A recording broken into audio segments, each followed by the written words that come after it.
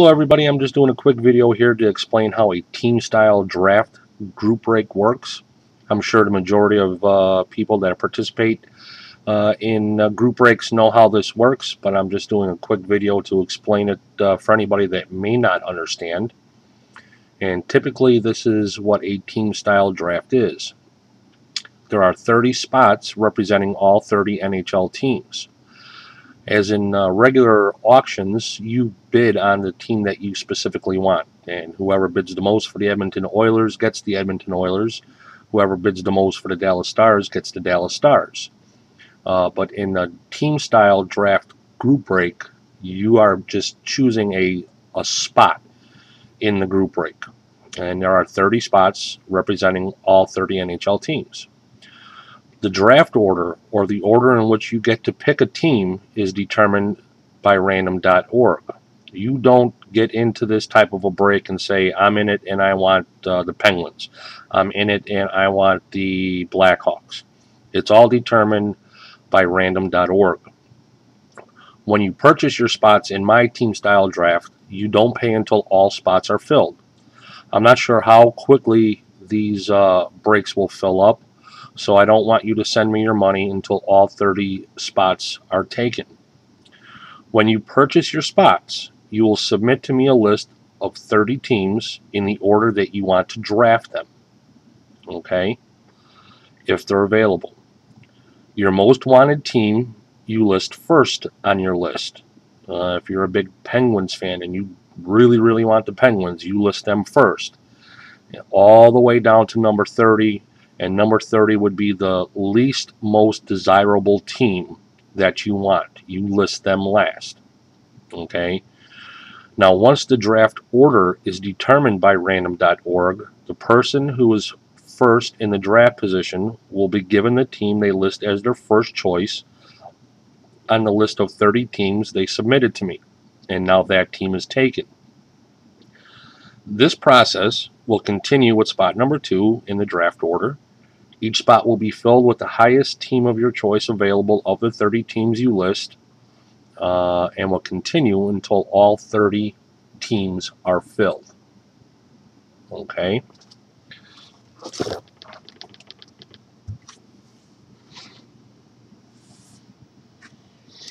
When you purchase your spot, you don't pay until all spots are filled. Once all 30 spots are filled, an invoice will be sent for your spot or spots. You can buy as many as you'd like. The break will take place the weekend of the last spot being sold. So if the last spot sells on Monday, that following weekend is when the break will take place. And everybody will need to be paid up by then. If it's on Thursday, again, it's going to be that weekend. So everybody will know once all 30 spots are sold, the break will happen that weekend. You have until the scheduled start time of the break to pay for your spot. Okay? Any unpaid spots at the time of the break, you forfeit your team, your spot, and that's it. You're out. Spots not paid for by the scheduled start time are forfeited. Again, basic simple rules for how cards are awarded. All hits featuring multiple teams will be determined via random.org. In the event a product has a player card with no team listed, the Upper Deck checklist will be checked to determine if Upper Deck assigned a team to them. If not, it will go to the team that player played for that season. If the player is retired, it will be random between all teams that player played for. Okay? As an example, an undefined Wayne Gretzky card will be random between the Oilers, the Kings, the Blues, and the Rangers. Gretzky never played for the Flyers, the Senators, or the Blackhawks, etc., so they will not be included in the random. Only the teams that player played for. Okay? Now let's run through a scenario of a mock draft style auction. Okay? Okay.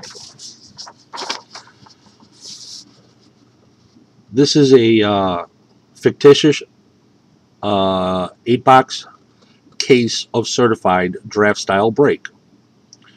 Now there will be 30 spots, and the cost for each spot will be $30.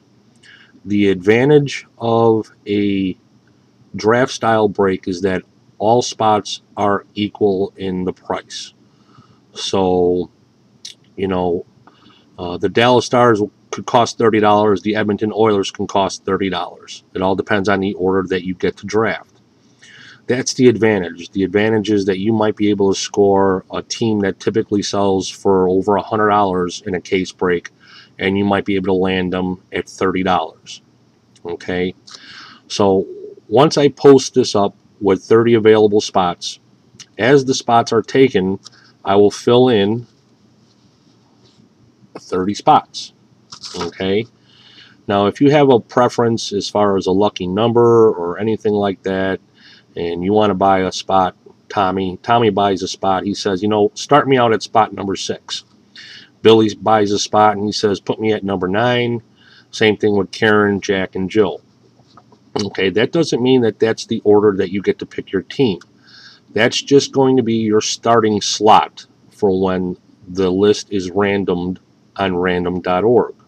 Okay, if you don't specify a spot to me that you would like to have that's available, or if it's already taken, I am going to assign you to the first available open spot.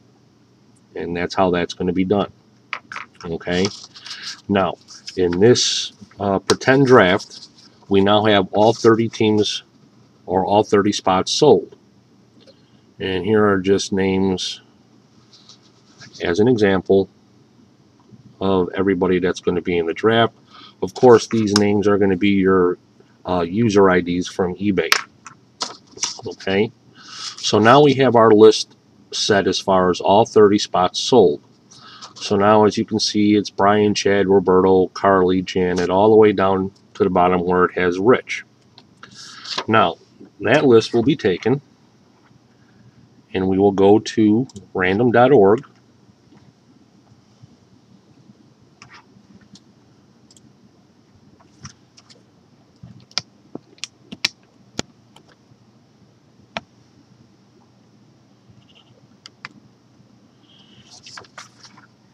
Where you can see that the spots are all listed the same as when they were filled out. Brian, Chad, Roberto, Carly, Janet, Tommy, so forth and so on, all the way down to the 30th person, which is Rich.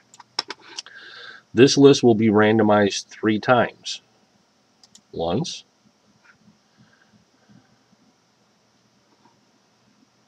twice,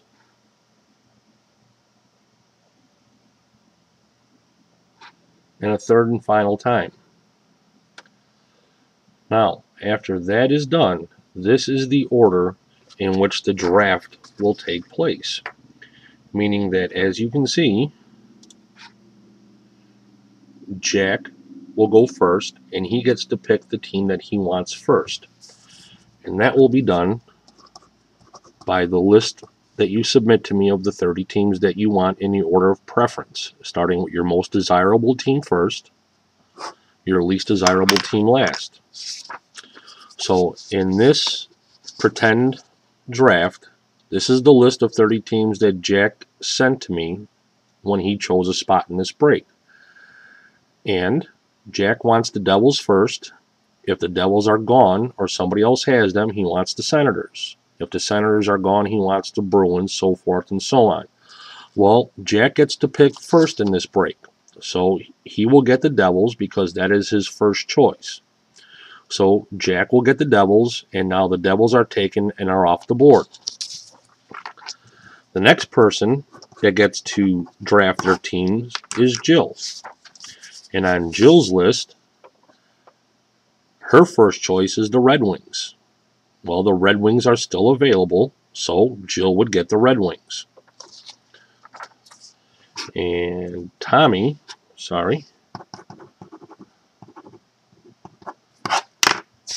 is in draft position number 3. He wanted the Oilers. The Oilers are still, he's in draft position number 3, but his first choice is the Kings. The Kings are available. So Tommy would get the Kings. Now, let's just pretend in this example that the kings were taken already. Let's just say that Jill took the kings. Well, Tommy can't have the kings because they're already gone. So now we would move down to his second choice. His second choice, if the kings weren't available, would be the Ottawa Senators. The Ottawa Senators are still available, so Tommy would get the Senators. And this process would continue all the way down to the 30 people filling all 30 spots. The unfortunate thing for this type of a break is that whoever drafts in the 30th position obviously gets the last team that's available. There really is no choice in the matter. Again, the advantages for participating in this type of a group break is that it's a set price for each spot, where you have an opportunity to land a high dollar team at a relatively cheap price, and that's the chance that you take, allbyrandom.org. And the disadvantages are that you don't get to necessarily pick the team that you want. It's the best available at the time your spot comes up. So that's how a draft style group break works. I hope I've explained it to be able for everybody to understand.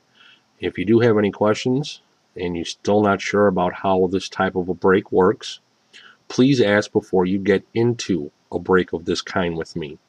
I don't want to be selling spots and then when the break comes to have somebody say, well, geez, I didn't understand how that's how it worked. I don't want to be in this type of a break. Give me my money back.